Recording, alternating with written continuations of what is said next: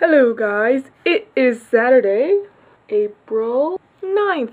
Yay! So recently I've gotten really into a book series called The Hunger Games by Suzanne Collins, and it's absolutely fantastic. I completely recommend you read it. It's one of the only books that I've read that I've really superbly connected with, and it usually happens to me in series. The Harry Potter series by J.K. Rowling, Song of the Linus Quartet by Tamora Pierce, the Becca Cooper trilogy by Tamora Pierce, Looking for Alaska by John Green, and Hunger Games by Suzanne Collins.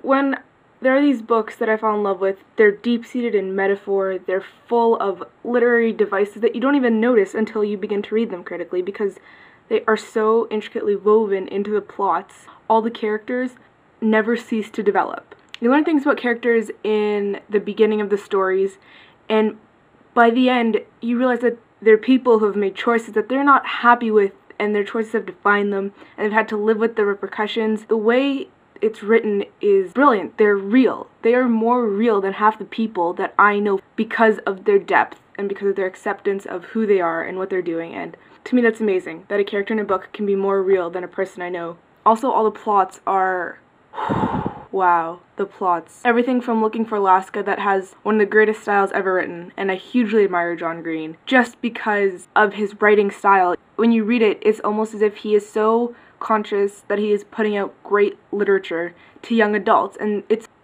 everything is a metaphor for something, and everything has such deep symbolism, but it's not in your face, nor is it condescending.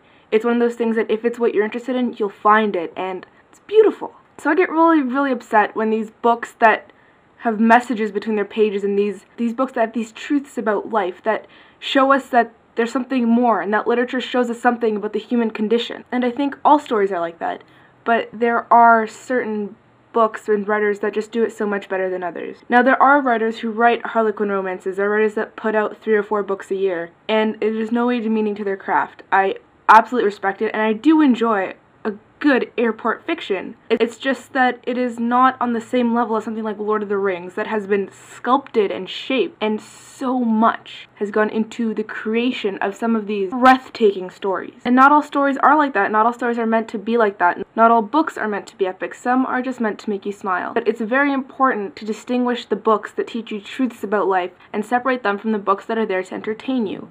Because while all books are entertaining, some of them have a deeper goal than merely that. And of course, I'm mostly talking about fiction here. So I'm putting out a request to the world right now, and that is, stop comparing Twilight to Hunger Games and Harry Potter. Look, I understand that Edward Cullen is dishy and dreamy, and I understand that Bella has basically no physical description, meaning Bella could technically be you. Congratulations, go get yourself a flimsy vampire. But don't compare that to the struggles that Katniss endures in Hunger Games. Don't compare that to the growth that happens in Harry Potter, or the ultimate messages, the effects of tyranny, and the effects of growing up in a suppressed household, or the effects of having to embrace a fate that you wish you could escape. Please don't do it.